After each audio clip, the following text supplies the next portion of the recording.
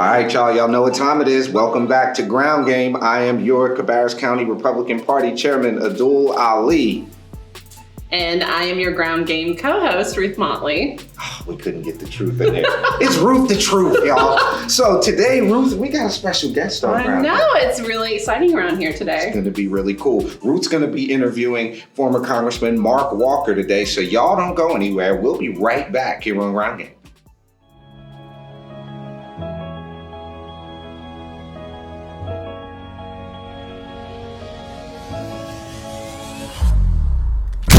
I'm Senator Tim Scott from the great state of South Carolina.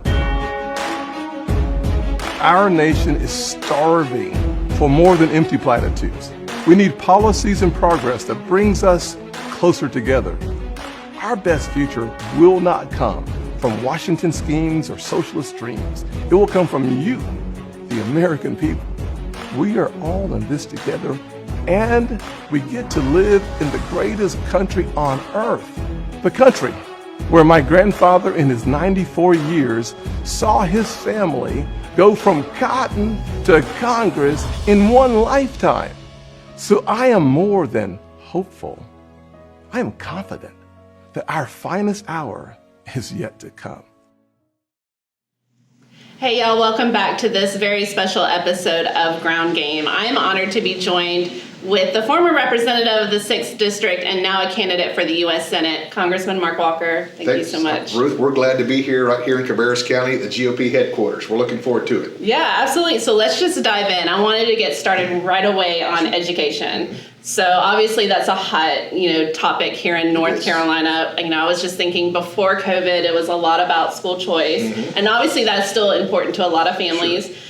During COVID, the emphasis has been on just trying to get the doors back open, right? And then mixed in there, we have the unions, we have the vetoed teacher pay raises, and all of that. It's just such a huge topic for the state. So I just wanted to give you the opportunity to just talk a little bit about how can we in Cabarrus County do better and just your views on it. Yeah, that great question, a great leadoff question.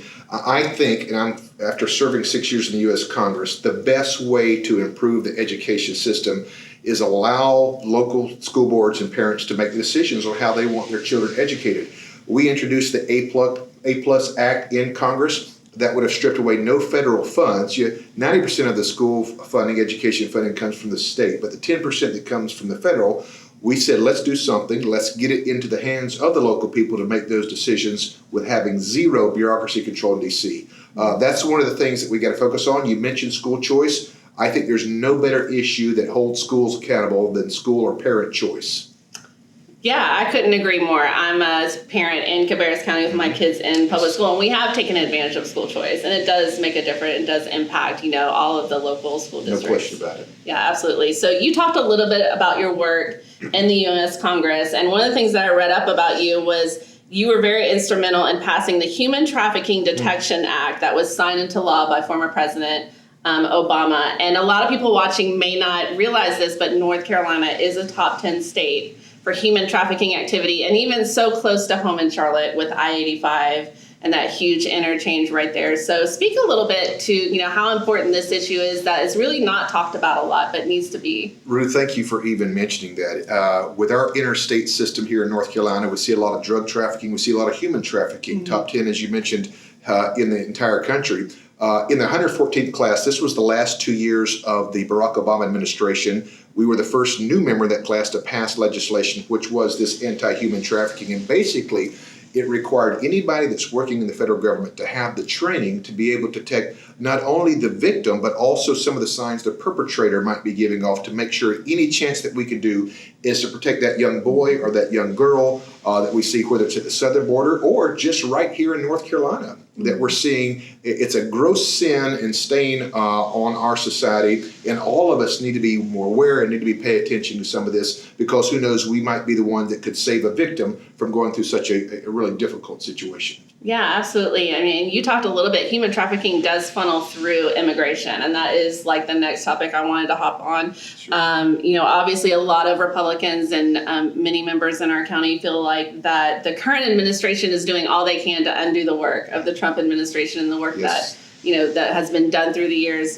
Have you had a chance to visit the border? Tell us a little bit about the work and as your role in the federal government for that. Yes, another great question, Ruth. I was the ranking member on Intelligence and Counterterrorism for Homeland Security Subcommittee, and why that's important, part of that job is to make sure we're paying attention to the southern border.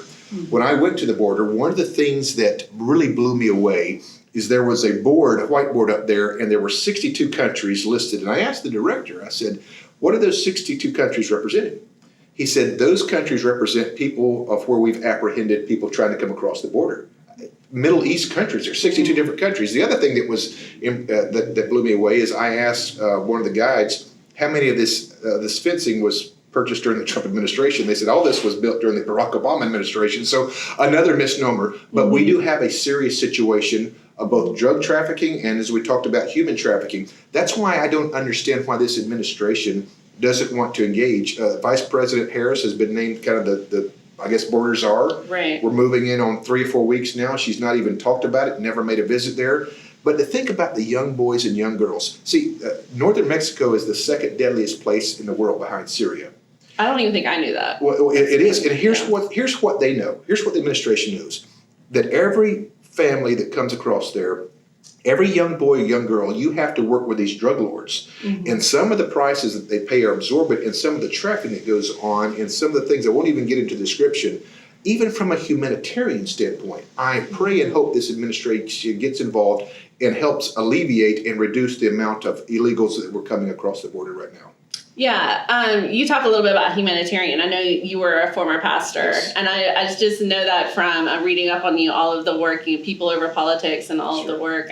So talk a little bit, I want to give you another opportunity to expand a little bit on the humanitarian crisis on the border. Right. You mentioned that Vice President Kamala Harris is not there. Just in your role as you're running for U.S. Senate, what would you be doing right now to try to shine light on all of that? The first thing I wouldn't do is throw out a welcome mat. So it's wrong both on our side of people that are trying to come here legally. And let me add this. It's a misnomer. America is the most compassionate, philanthropic country in the world, okay, right? We have close to 1 million legal immigrants that become citizens each and every year. No other country can match that. But here's another statistic that's not often talked about. America has 25% more legal immigrants who were born in a different country that became citizens, 25% more of those than any other country in the world. We've also been the first on disasters. We've sent more missionaries, and God has blessed this country for the last 200-something years. But we still have to uphold the laws. There's enough fentanyl that's been captured at the border in 1 year to kill 450 million people. This is our responsibility. It's the first oath that we take. And to treat the border security men and women who are getting at their busing every day, it cheapens of course, we're seeing this culture of anti-law enforcement as it is. So that's very, very, very much important. At the same time, conservatives are very compassionate people. We work in refugee camps. We work in the different communities and places that need aid and guide. So let's get away from that misnomer that conservatives can't be out there being champions, but also bridge builders at the same time. Yeah, absolutely. So on that, with immigration, obviously that was a hotbed topic for 2020. Now we're heading into 2022. Sure. So I want to talk a little bit about election integrity. You're yes. obviously running for Senate. Right. 2022 is your year. You're going to be looking at those results. What are some things that North Carolina needs to do to step up election integrity? Great question.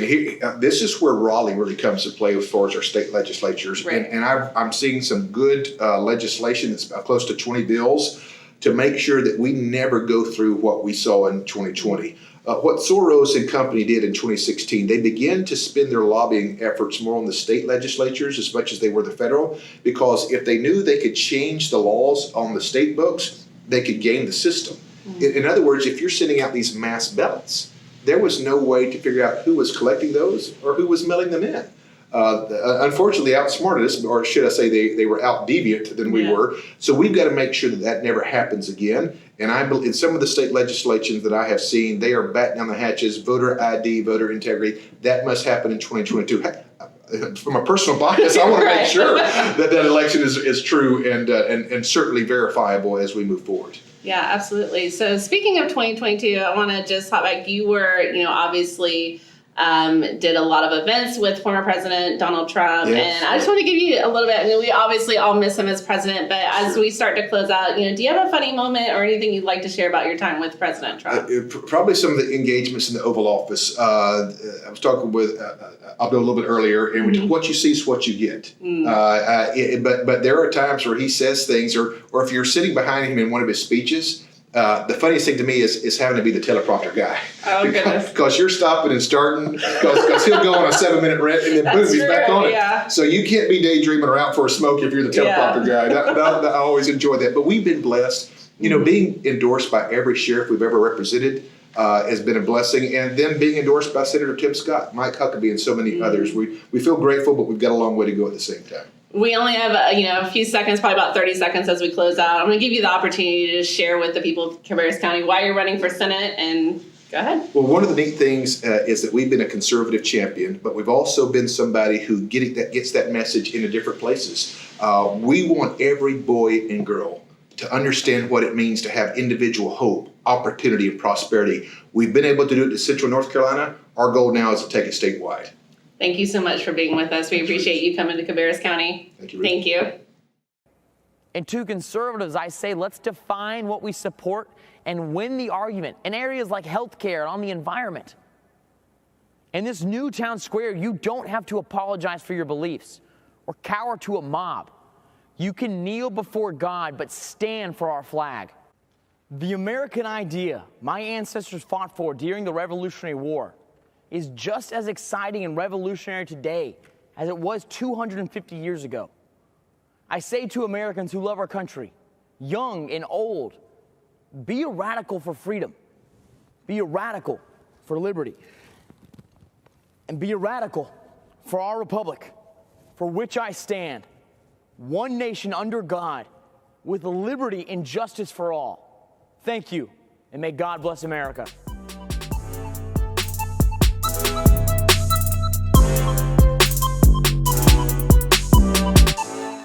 All right, y'all, welcome back to Ground Game. That was extremely informative. He was a great guest. That was a lot of fun. I hope you guys enjoyed it. I thoroughly enjoyed it sitting behind the camera there. Yeah. Good stuff. Yeah, well, look, good. guys, for Ruth the Truth Motley, my man G to the Mills behind the camera, this has been Ground Game. Stay tuned. Make sure you go to cabarrus.gop. Make sure you signed up for our newsletter so you can stay in the know about what's happening here in Cabarrus County. And as always, thanks for sharing this content. We'll see you next time.